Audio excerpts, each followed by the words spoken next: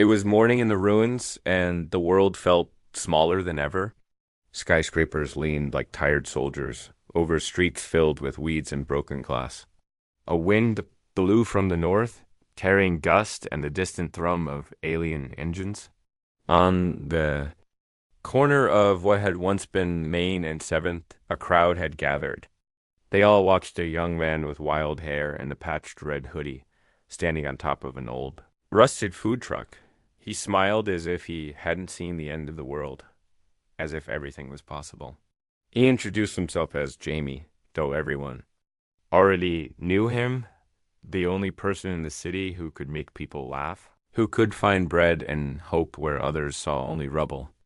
This time, though, there was nothing funny about the crowd or the visitors that stood across from them, tall and blue-skinned, with sharp metallic limbs and bright, searching eyes. Jamie explained, "They're here for a reason. They want to decide what happens to our world, but they agreed to meet us, not just fight us." The crowd was silent. Jamie walked up to the tallest alien, nodded, and offered his hand. The alien took it with a slow, graceful movement, and his translator buzzed. "I am called Zelthar.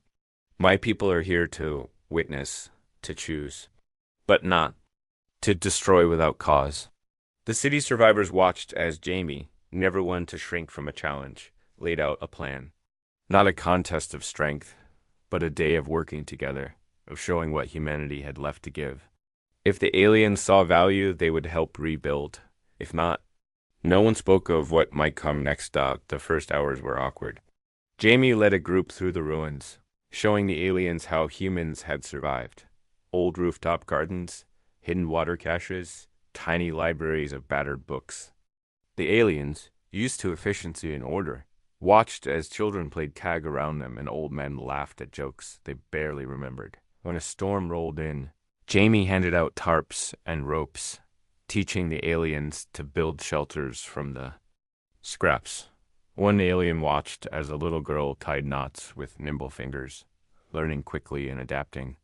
The aliens mimicked her, and soon all were laughing as a sudden gust nearly blew the shelter apart. After the rain, everyone shared what little food they had. Jamie insisted the aliens taste homemade bread, lumpy and tough, but baked with care. One alien, tasting salt for the first time, shivered and laughed in surprise. Others marveled at the taste of honey, at the way children bartered candies, and adults split the last apple without fighting. Later, Jamie found Zelthar studying a mural on a broken wall.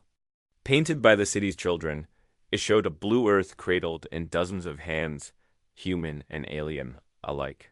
"We made that after the first attack," Jamie said quietly, "because we didn't want to forget what we were fighting for." Zelthar touched the mural and asked what it meant. Jamie shrugged. "It means we believe in something better, even when we lose everything." As dust settled, a new challenge arose. A fire broke out in the old hospital, trapping several people inside. Jamie ran without hesitation, and the aliens followed. Inside the smoke, Zelthar lifted fallen beams with ease while Jamie called out directions. One by one, they pulled survivors from the rubble. When the last child was saved, Zelthar asked Jamie why he would risk his life for strangers. "Because they're not strangers," Jamie answered. "They're us. All of us." Night fell, and with it the city's only working generator sputtered to life.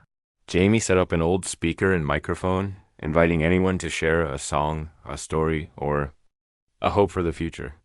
People gathered around fires, sharing memories of the world before the taste of real strawberries, the sound of waves, the feeling of a hug from someone you loved. An old woman played a harmonica. A boy sang a lullaby in Spanish. Even the aliens, at first silent, joined in, sharing stories of distant stars and lost friends. As the fires burned low, Zelthar spoke to the crowd.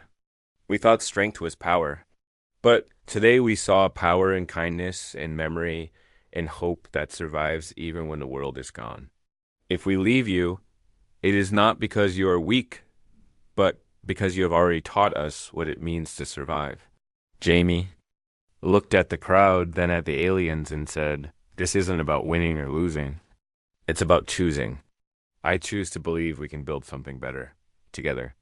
Jelsar nodded, and with a gesture signaled to the other aliens.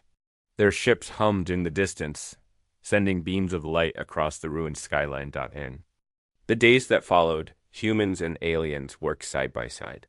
The aliens shared technology to purify water and repair old solar panels. Humans taught them how to play games, how to make music, how to paint murals that captured the light of a new dawn. Jamie kept the red hoodie, now patched with alien symbols. He stood each morning on the same old truck, not as a leader, but as a friend. People came from far and wide, drawn by the stories, the laughter, and the promise that hope was stronger than fear. No one forgot the day the world almost ended. But they remembered even more the day the world began again, not because one person won, but because everyone chose to share, to save, and to hope. And so the city, once broken, became a beacon. Across the planet, survivors tuned their radios to Jamie's stories and to the harmonies of two peoples learning to live as one. If you had to fight for Earth, Jamie would say you'd be surprised who'd stand by your side. And if you ever feel alone, just listen. Somewhere, someone is, sending out a signal waiting for you to answer, ready to begin again.